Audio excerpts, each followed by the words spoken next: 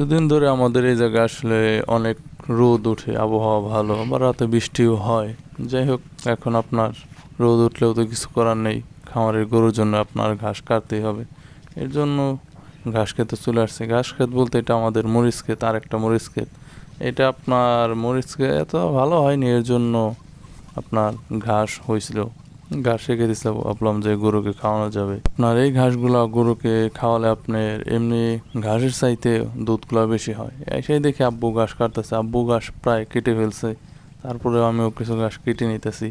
আপনার এমনি বুনা ঘাসের চাইতে দেখলাম যে আপনার এই ঘাসে যথেষ্ট পরিমাণ আপনার দুধ বেশি হয়।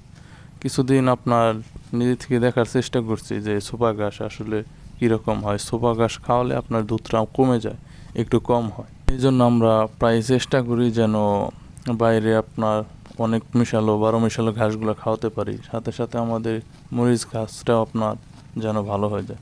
এটা আপনার মরিচ গাছগুলো রাখতে চাই না, এই ঘাস বুনে দিতে চাইছিলাম এই ঘাসের ভিতরে।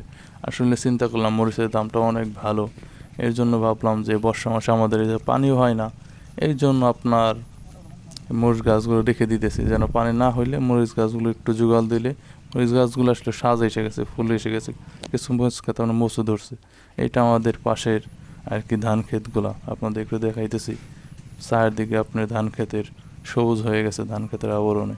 আব্বু এই সাইডে ঘাস কাটতেছে, আমিও পাশে কিছু ঘাস কেটে নিতেছি। আর আপনার বুনা ঘাসের চাইতে আপনার ফার্মের ঘাসের চাইতে এই ঘাসগুলো খাইও অনেক বেশি। এর জন্য আমরা দল গরুকে সাধারণত এই ঘাসগুলো খাওয়াই থাকি। এক একটা ঘাস আপনার অনেক বড় বড় হয়েছে, এই জন্য ভাবলাম যে এখন কেটে দিই, পরবর্তীতে আপনার ঘাসগুলো আবার হবে।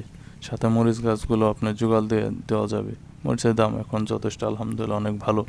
যাই হোক, ঘাস প্রায় শেষ, আপনার 2 পাইচার মতো ঘাস নিব। ঘাসগুলো সাজিয়ে নিতেছি, পাশে আব্বু ঘাস কাটতেছে কিছু। চিন্তা করলাম যে আসলে আল্লাহ যখন দেয় মানুষকে 2 হাত ভরে দেয়, তখন আপনার আল্লাহর নিয়ামত শেষ করা যায় না। আল্লাহ যখন আপনাকে দিবে তখন আপনি নিজেও কল্পনা করতে পারবেন না যে আসলে কী থেকে কী হয়ে যাইতেছে। যাই হোক, আমাদের আসলে ঘাসগুলো থোয়ান হয়ে গেলে আমরা চলে যাব।